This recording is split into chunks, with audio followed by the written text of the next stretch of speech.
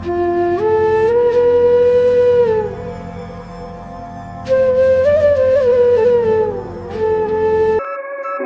ભક્તિનું દાન પ્રભુ મુખારવિંદના સંબંધથી કરે છે અને દાસ્ય ભક્તિનું દાન પ્રભુ ચરણારવિંદના સંબંધથી કરે છે. ત્યાર પછી ઠાકોરજીએ દાવાગ્નિનું પાન કર્યું છે. બલરામજીએ પ્રલંબાસુરને માર્યો. મૂંઝવણમાં ફરીથી દાવાગ્નિનું પાન કર્યું. આ લીલાઓ કરવા પાછળનો હેતુ કે ભગવાને પૂતનાને મારી પૂતનાનો ઉદ્ધાર કર્યો. પૂતના એ અવિદ્યાનું સ્વરૂપ છે અને વ્રજવાસીઓ જયારે પૂતનાના શરીરનો અગ્નિ સંસ્કાર કર્યો ત્યારે પ્રભુએ માની ગતિ આપી હતી એટલે એના શરીરમાંથી ચંદનની જેવી સુવાસ નીકળવા લાગી છે તો અવિદ્યાની ગંધ. અવિદ્યા દૂર થઈ પણ અવિદ્યાની ગંધ રહી ગઈ. એટલા માટે આ 5 લીલાઓ ઠાકોરજીએ કરી. ધેનુકાસુરનો વધ કરી દેહાધ્યાસ, નાગ દમન લીલા કરી ઇન્દ્રિયાધ્યાસ, દાવાગ્નિનું પાન કરી પ્રાણાધ્યાસ, પ્રલંબાસુરનો વધ કરી અંતઃકરણાધ્યાસ અને ફરીથી મૂંઝવણમાં દાવાગ્નિનું પાન કરી સ્વરૂપ વિસ્મૃતિ રૂપ અધ્યાસને દૂર કર્યો છે. અને ત્યાર પછી વેણુના માધ્યમથી અધર સુધાનું દાન કરી પંચ પરવા વિદ્યાનું દાન વ્રજભક્તોને કર્યું છે. તામસ પ્રમેય પ્રકરણનો છેલ્લો અધ્યાય વેણુગીત શ્રી મહાપ્રભુ બતાવે છે.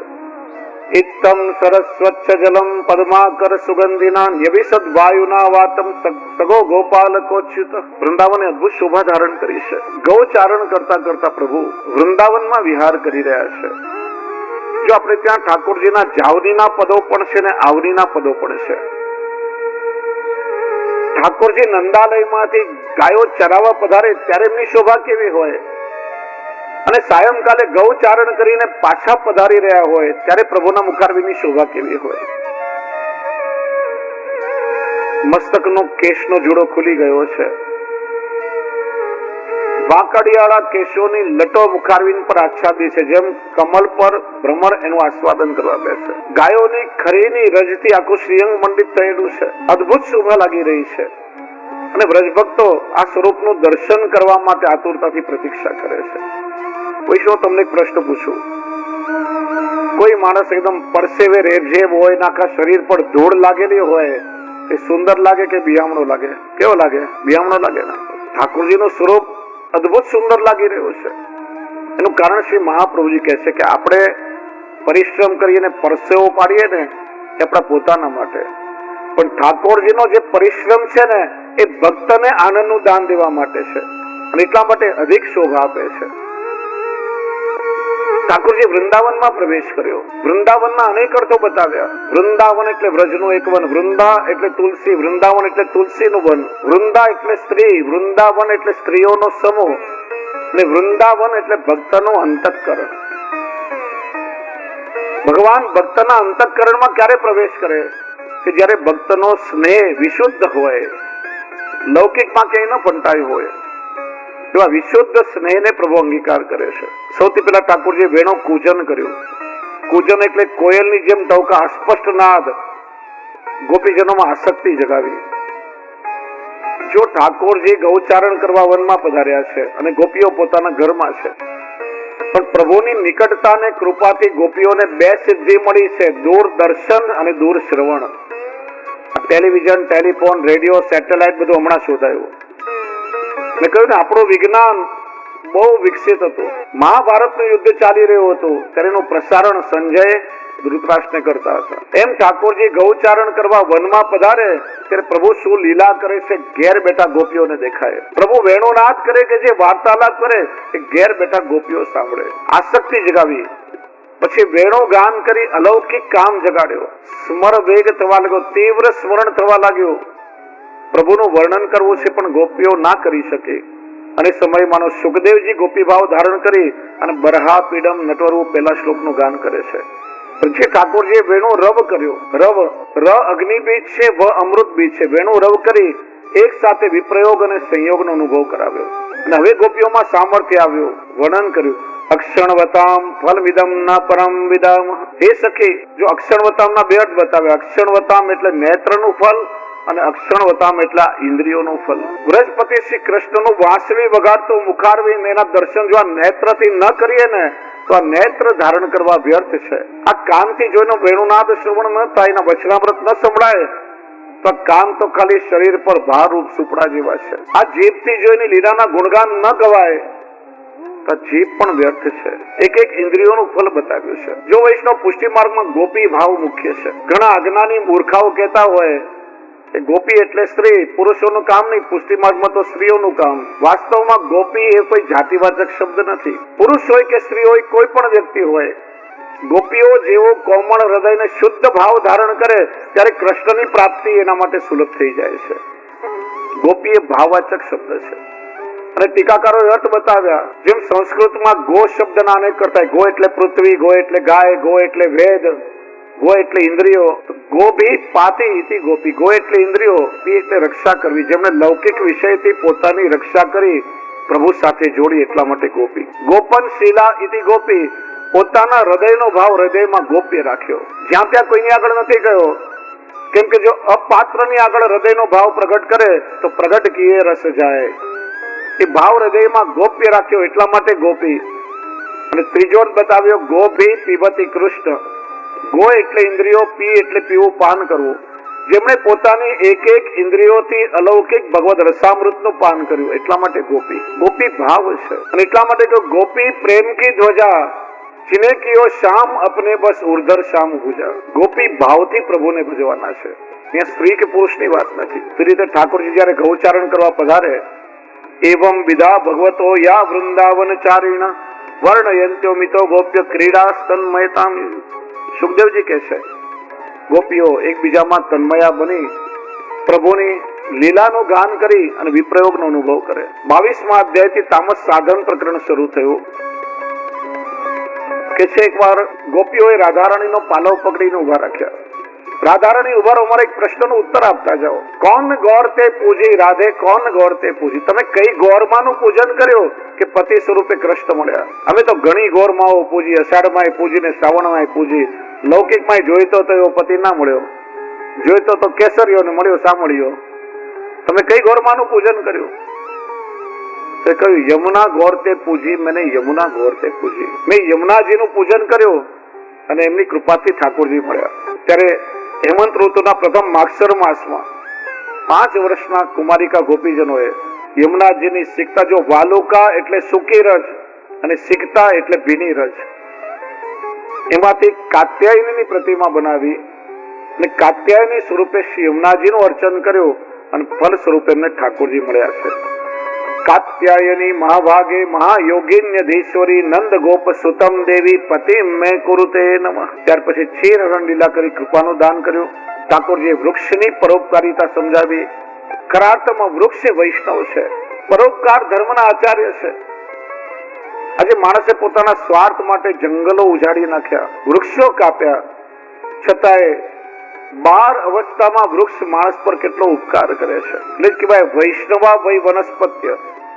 વૃક્ષ વૈષ્ણવનું સ્વરૂપ છે. સૌથી પહેલા મૂળને જડ કહેવાય, એમાંથી જડીબુટી ઔષધિ બને. માણસનો મૂળ એના પ્રાણ છે. આપણે માંદા પડીએ તો ઔષધિ તરીકે જડીબુટીનું સેવન કરીએ. પોતાનું મૂળ આપી આપણા મૂળની રક્ષા કરે છે. થડ, વૃક્ષના બીમાંથી નવા વૃક્ષનું સર્જન થાય. બીમાંથી તેલ મળે, ઔષધિ તરીકે ઉપયોગ થાય. વૃક્ષનો થડ તેનો આધાર.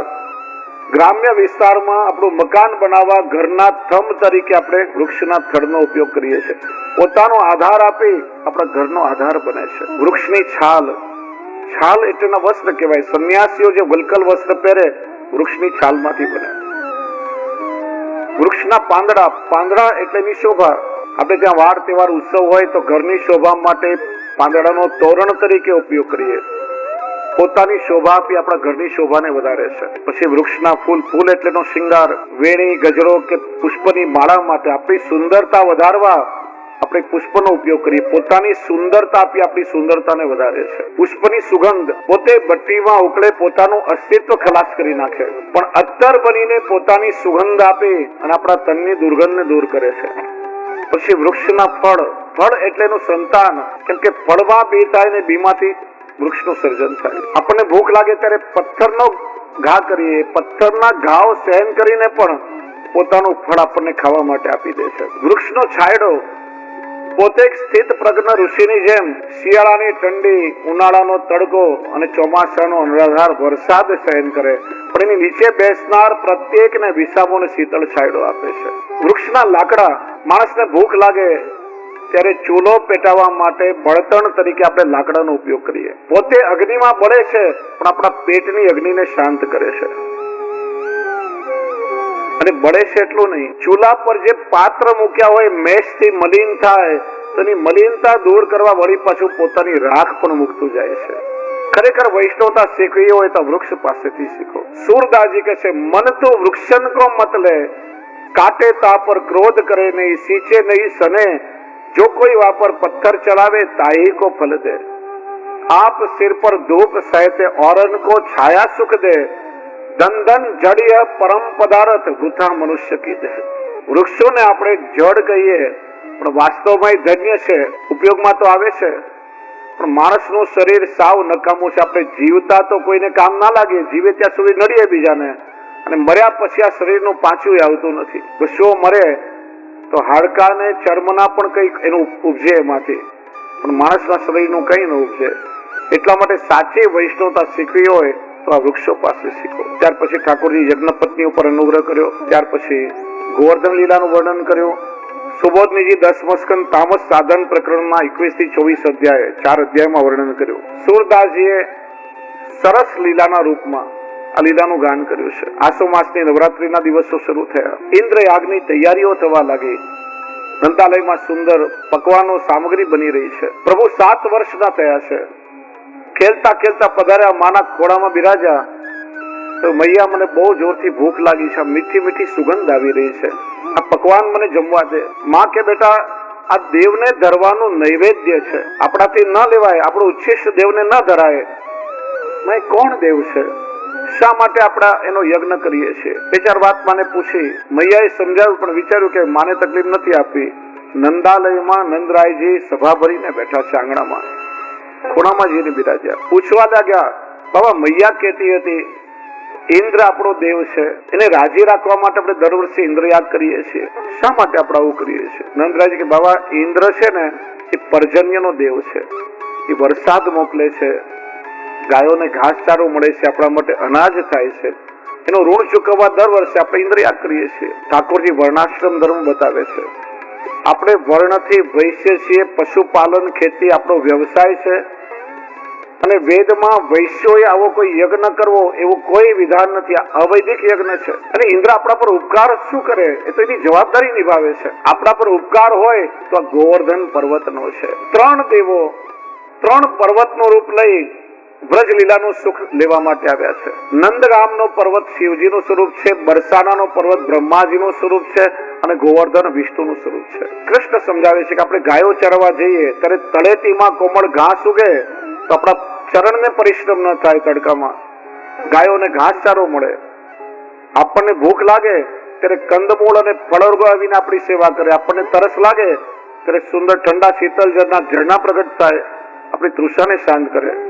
આપણે થાકીએ તો ગિરિરાજજીમાં કંદરા પ્રગટ થઈ જાય, આપણે એમાં વિસામો કરીએ. આપણા પર ઉપકાર છે તો ગોવર્ધનનો છે, આપણે ગોવર્ધન યાગ કરવો જોઈએ. એક પ્રશ્ન થાય કે 7 વર્ષે ઠાકોરજીએ કેમ ઇન્દ્રયાગ બંધ કરાવે છે, પેલા કેમ ના કરાવ્યો? અને ગોકુલ એ તો પ્રેમ લક્ષણા ભક્તિનું પ્રાગટ્ય સ્થાન છે, ત્યાં બ્રજવાસીઓ પ્રભુનો આશ્રય છોડી અન્યાશ્રય કેમ કરે? તો કહે છે કે ભગવાન એક સાથે બધી લીલા નથી કરી. એક સાથે બધી લીલા કરી શકે, પ્રભુ તો સર્વસમર્થ છે, પણ જો જે અલૌકિક રસ પ્રગટ કરવો છે ન થાય. બીજું, નાનપણમાં ઠાકોરજી એમને સમજાવે અને પ્રભુની આજ્ઞાને બાળકની વાત સમજી જો પ્રભુની આજ્ઞાનું ઉલ્લંઘન કરે તો ભગવદ આજ્ઞાની અવજ્ઞાનો અપરાધ લાગે. એટલે એક લીલાઓ કરી ઠાકોરજીએ પેલા પોતાનું મહાત્મ્ય પ્રગટ કર્યું છે. મહાત્મ્ય જ્ઞાન વગર વાત સમજમાં ના આવે. હવે વ્રજવાસીઓ ઠાકોરજીને ઓળખી ગયા છે કે કોઈ સામાન્ય ગોવાળ નથી, તો સાક્ષાત બ્રહ્મ છે. અને ત્યારે હવે ઠાકોરજી વાત માની છે. આસો વદ 13નો દિવસ આવ્યો. ધન ધોવત નંદ કી રાની, ગોવાળિયાઓનું ધન એમની ગાયો છે. ગાયોને તેલની માલિશ કરી, શણગારી, સજાવી. હજારોની સંખ્યામાં બળદગાડા જોડાયા. બળદગાડાઓમાં સામગ્રી ભરાઈ અને બધાએ ગોવર્ધન તરફ પ્રસ્થાન કર્યું છે. પોતપોતાના ડેરા તંબુમાં સુરવીકુંડ પાસે બધાએ પડાવ કર્યો. 14ના દિવસે ઠાકોરજીએ એક લીલા કરી કે આજે મારે હટડી કરવી છે. વ્રજમાં હાટ એટલે દુકાન, હટડી એટલે નાની દુકાન. નંદાલયમાંથી જય જગદીશ હરે સ્વામી જય